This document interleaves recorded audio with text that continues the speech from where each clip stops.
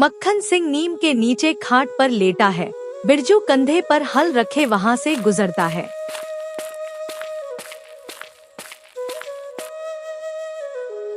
अरे बिरजू, रुक तो भाई, इतनी दोपहर में कहाँ चला? सूरज सिर पर तांडव कर रहा है और तू मिट्टी से कुश्ती करने जा रहा है। राम राम मक्खन भाई, मिट्टी से कुश्ती नहीं करूंगा तो थाली में रोटी कहां से आएगी? मानसून सिर पर है, खेत तैयार करना है। अरे छोड़ ये सब, देख मेरी तरह चैन की बंसी बजा। 2 वक्त की रोटी तो ऊपर वाला सबको देता ही है, तू क्यों अपनी हड्डियां गला रहा है? ऊपर वाला दाना देता है मक्खन भाई, लेकिन घोंसले में डालकर नहीं आता। पंख फड़फड़ाने पड़ते हैं। मेहनत का स्वाद ही अलग होता है। स्वाद की बातें मत कर, स्वाद तो हलवे में होता है, पसीने में नहीं। बैठ यहाँ, 2 कस हुक्का मार, दुनिया की बातें करते हैं। दोपहर का वक्त। बिरजू अकेले खेत जोत रहा है। काकी मटके में पानी लेकर आती है।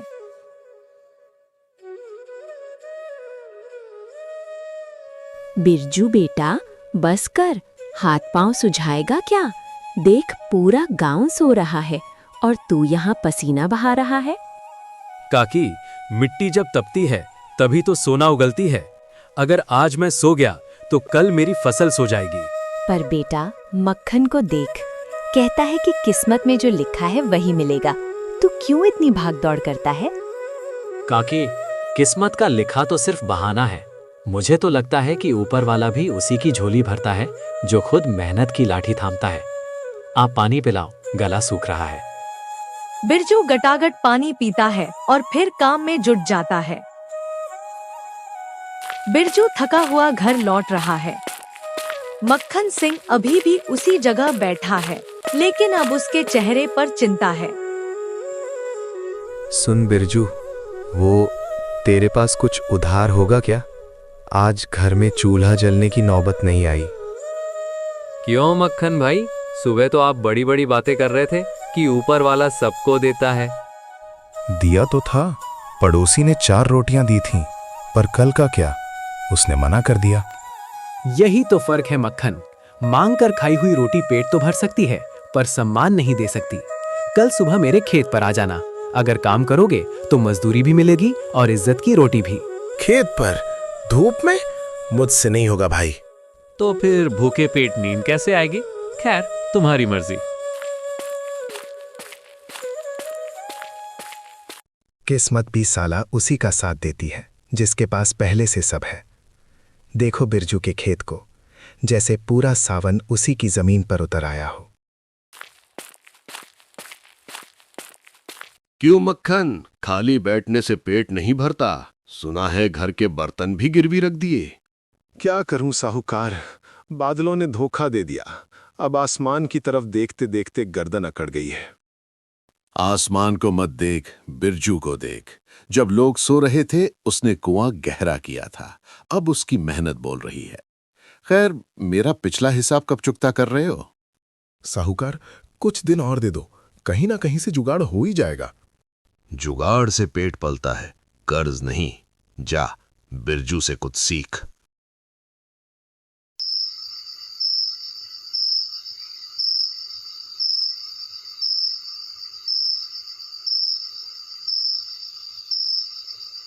मक्खन सिंह रात के समय बिरजू के घर दबे पांव जाता है। आओ मक्खन भाई, इतनी रात को खैरियत तो है? बिरजू, वो घर में कल के लिए एक दाना भी नहीं है। बीवी बीमार है, थोड़ा अनाज मिल जाता तो। अनाज तो मिल जाएगा मक्खन भाई, पर मुफ्त का अनाज तुम्हें और कमजोर बना देगा। मैंने तुमसे पहले भी कहा था। अरे भाई, इस वक्त नसीहत मत दो, मुसीबत में हूं इसलिए आया हूं। मैं नसीहत नहीं, रास्ता दे रहा हूं। कल सुबह मेरे खेत की मेड़ बांधने का काम शुरू होना है। अगर तुम हाथ पटाओगे तो शाम को पोटली भरकर अनाज घर ले जा पाओगे। तुम मुझे नौकर रखोगे? नौकर नहीं, साथी। पसीना बहाओगे तो उसका मोल चुकाऊंगा। बोलो, मंजूर है? ठीक है, सुबह आ जाऊंगा।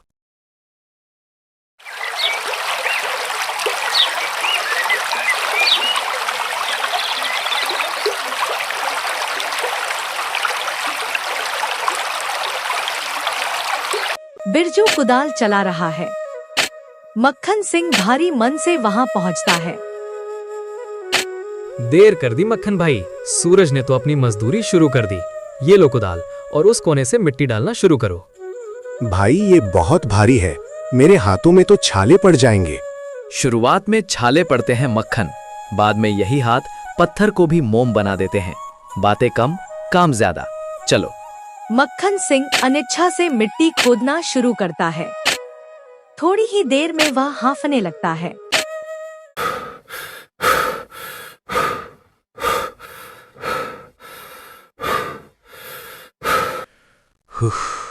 बिरजू, थोड़ी देर बैठ जाए, कलेजा मुंह को आ रहा है। पड़ाव अभी दूर है भाई, जब तक लक्ष्य पूरा ना हो रुकना मना है। याद करो उस बीमार बीवी का चेहरा और खाली थाली, वही तुम्हारी ताकत है। बिरजू, आज समझ आया कि तू इतना कम क्यों बोलता है। सच तो ये है कि मेहनत करने के बाद बोलने की हिम्मत ही नहीं बचती।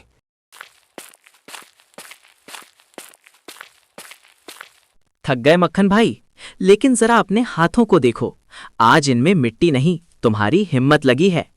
दर्द तो बहुत है बिरजू, पर न जाने क्यों आज मन हल्का लग रहा है। अजीब बात है ना? अजीब नहीं है भाई, जब हम पसीना बहाते हैं तो शरीर की सुस्ती के साथ साथ मन का मैल भी निकल जाता है। ये लो तुम्हारी आज की मजदूरी। ये सब मेरे लिए? पर काम तो मैंने आधा ही किया, बार बार तो मैं बैठ जाता था। ईमानदारी से की गई कोशिश की कीमत पूरी होती है मक्खन। ये उधार नहीं है, ये तुम्हारा हक है। इसे शान से घर ले जाओ। मक्खन सिंह दुकान पर पहुंचता है। उसकी चाल में आज आलस नहीं, बल्कि एक अजीब सी अकड़ है। अरे मक्खन भाई, आज कैसे आना हुआ? फिर से उधार की पर्ची लिखवानी है क्या? नहीं बनवारी, आज पर्ची नहीं, नकद सौदा होगा। ये लो पैसे और आधा किलो गुड़ और बढ़िया आटा दो। मक्खन, ये पैसे कहाँ से आए? कहीं कुछ? अपनी सोच बदलो बनवारी, ये मेरी मेहनत की कमाई है। दिन भर बिरजू के खेत में मिट्टी ढोई है, तब जाकर ये सिक्के हाथ आए हैं। जल्दी तौल सामान। अरे वाह, फिर तो सामान भी एकदम ताजा मिलेगा। मेहनत के पैसे की खनक ही अलग होती है। मक्खन सिंह घर पहुंचता है। उसकी पत्नी छाया कोने में लेटी है। छाया, उठो, देखो आज मैं क्या लाया हूं। फिर किसी से मांग कर लाए हो क्या? कब तक दूसरों के भरोसे रहेंगे? नहीं, आज मांगा नहीं है, कमा कर लाया हूं। आज की रोटी मांग की नहीं, मेहनत की रोटी होगी। आज तुम बीमार नहीं पड़ोगी, आज इस रोटी की खुशबू ही तुम्हें ठीक कर देगी। आज बरसों बाद तुम्हारे चेहरे पर वो रौनक दिखी है जो हमारी शादी के वक्त थी। सच कह रही हो? आज पहली बार मुझे नींद के लिए किसी बिस्तर की जरूरत नहीं महसूस हो रही, सिर्फ अपनी मेहनत का सुकून काफी है। गांव के पंचायत के पास भीड़ जमा है। साहूकार गुस्से में चिल्ला रहा है। मक्खन सिंह सिर झुकाए खड़ा है। मुखिया जी, न्याय कीजिए। कल रात मेरे गोदाम से 2 बोरी अनाज गायब हुआ है और कल शाम को ही इस मक्खन को मैंने अपनी दुकान के पास मंडराते देखा था। मक्खन, क्या तुझे कुछ कहना है? बनवारी कह रहा था कि कल तूने नकद सामान खरीदा, तेरे पास अचानक पैसे कहां से आए? मुखिया जी, मैंने चोरी नहीं की, वो पैसे मेरी मेहनत के थे। मैंने बिरजू के खेत पर काम किया था। मेहनत और मक्खन, ये तो आग और पानी जैसा मेल है। मुखिया जी, ये झूठ बोल रहा है। जिसने पूरी उम्र मुफ्त की खाई हो, वो एक दिन में पसीना नहीं बहाने लगेगा। हाँ मुखिया जी, इसके घर की तलाशी ली जाए, पक्का अनाज वहीं होगा। भीड़ को चीरते हुए बिरजू अंदर आता है। उसके चेहरे पर एक गंभीर शांति है। रुकिए, किसी को कहीं जाने की जरूरत नहीं है। बिरजू, तू यहां? क्या तुझे पता है कि मक्खन ने क्या किया है? मुझे ये पता है कि उसने क्या नहीं किया है। मुखिया जी, मक्खन ने कल पूरा दिन मेरे साथ खेत पर मेड़ बांधी है। उसके हाथों के छाले गवाह है कि उसने ईमानदारी की रोटी कमाई है। बिरजू, तू तो सीधा आदमी है। ये तुझे अपनी बातों में फंसा रहा है। अपनी बोरी बचाने के लिए ये किसी भी हद तक जा सकता है। साहूकार जी, आप अनाज की बात कर रहे हैं, और मैं इंसान की नीयत की। मक्खन कल शाम को मेरे साथ था और आज सुबह भी वो मेरे आने से पहले खेत पर पहुंच गया था। चोरी करने वाला अगली सुबह काम पर नहीं लौटता, वो छिपता फिरता है। तभी मुखिया का नौकर भागते हुए आता है। मुखिया जी, अनाज मिल गया। वो तो गोदाम के पीछे वाली ढलान पर गिर गया था। बारिश की वजह से मिट्टी धंस गई और बोरियां नीचे दब गई थीं। किसी ने चोरी नहीं की। पंचायत में सन्नाटा छा जाता है। साहूकार का चेहरा उतर जाता है। देखा साहूकार, शक की सुई घुमाने से पहले अपनी आंखों को साफ करना चाहिए। मक्खन, हमें माफ कर दो। नहीं मुखिया जी, माफी मत मांगिए। आज मुझे समझ आया कि जब इंसान बुरा काम छोड़ता है तब भी उसकी पुरानी छाया उसका पीछा नहीं छोड़ती। अगर आज बिरजू भाई ना होते तो मैं अपनी ही नजर में गिर जाता। छाया पीछे तभी तक रहती है मक्खन भाई, जब तक आप सूरज की तरफ पीठ करके खड़े हों। अब आपने सूरज की तरफ चलना शुरू कर दिया है, कलंक खुद ब खुद पीछे छूप जाएंगे। बिरजू और मक्खन सिंह अपनी फसल लेकर शहर की मंडी पहुंचे हैं। चारों तरफ शोर शराबा है। सेठ करोड़ीमल उनकी बोरियां देख रहा है। अनाज तो ठीक है पर चमक कम है। देखो बिरजू, इस बार बाजार गिरा हुआ है। मैं तुम्हें सरकारी भाव से भी कम दाम दूंगा। सेठ जी, ये देसी खाद और कुएं के पानी से उपजा अनाज है। इसकी चमक धूप जैसी है। आप कम दाम क्यों लगा रहे हैं? सेठ जी, हमने रात दिन एक किया है इस फसल के लिए। आप तो इसे कौड़ियों के भाव मांग रहे हैं। देखो, एक रास्ता है। अगर तुम इस अच्छी फसल में थोड़ा घटिया अनाज मिला दो तो मैं इसे प्रीमियम बताकर ऊंचे दाम पर बेच दूंगा। मुनाफा आधा आधा, क्या कहते हो? मक्खन सिंह के चेहरे पर एक पल के लिए लालच आता है। वह अपनी खाली जेब की तरफ देखता है। बिरजू खामोश है। बिरजू भाई, थोड़ा मिलाने से क्या होगा? हमारे घर की गरीबी मिट जाएगी, कर्जा उतर जाएगा। मक्खन, मिट्टी से अनाज पैदा करना मेहनत है, पर उस अनाज में कंकड़ मिलाना धोखा है। जिस पसीने से हमने इसे सींचा है, क्या उसे मिलावट की गंदगी से धो दे? पर भाई, दुनिया ऐसे ही चलती है। सेठ कह रहा है कि कोई नहीं पकड़ेगा। दुनिया क्या कहती है ये मत देख, तू अपनी थाली की तरफ देख। क्या तू अपनी पत्नी को धोखे की कमाई खिला पाएगा? क्या वो निवाला गले से नीचे उतरेगा? मक्खन सिंह ठिठक जाता है। उसे अपनी पत्नी का चेहरा याद आता है, जिसने कहा था कि मेहनत की रोटी की खुशबू अलग होती है। मक्खन सिंह अचानक मुड़ता है और सेठ की आंखों में आंखें डालकर बोलता है। सुनो सेठ, ये अनाज नहीं, हमारा खून है, और खून में मिलावट हमें मंजूर नहीं। तुम दाम कम दो चलेगा, हम सूखी रोटी खा लेंगे, पर जमीर बेचकर हलवा नहीं खाएंगे। अरे, ये कल का निकम्मा आज इतना बड़ा उपदेश दे रहा है। जाओ, कहीं और बेचो।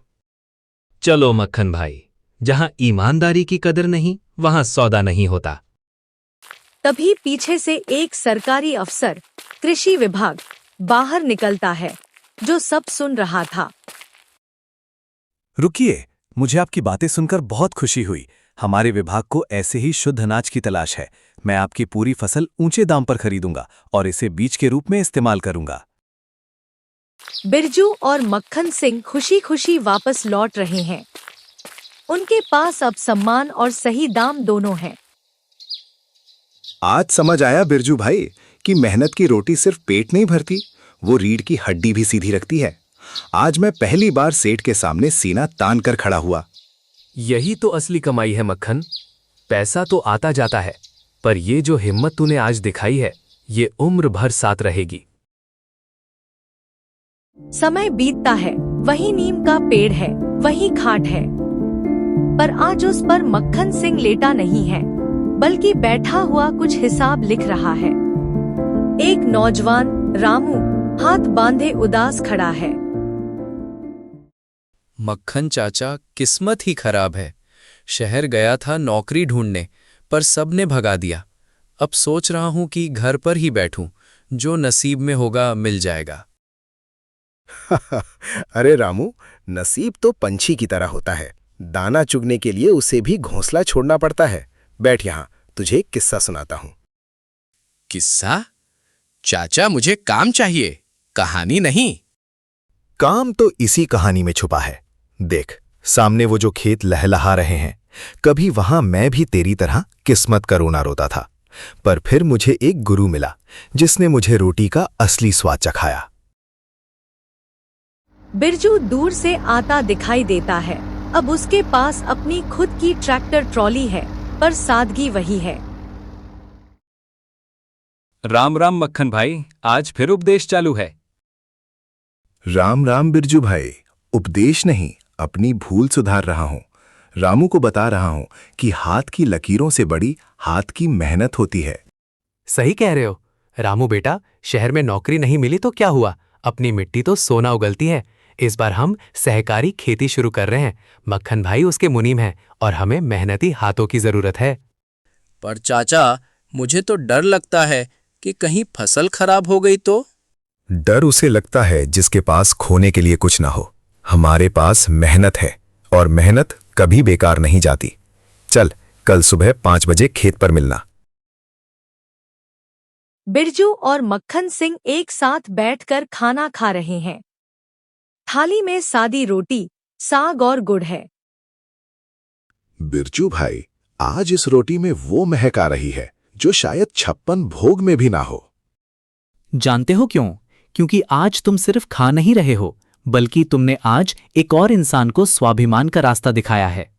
जब पेट भरा हो और मन साफ हो तो सूखी रोटी भी पकवान लगती है। सच कहा, पहले मैं रोटी मांगता था, फिर कमाई, और अब मैं रोटी बांट रहा हूं। मांगने से बांटने तक का ये सफर ही मेरी असली दौलत है।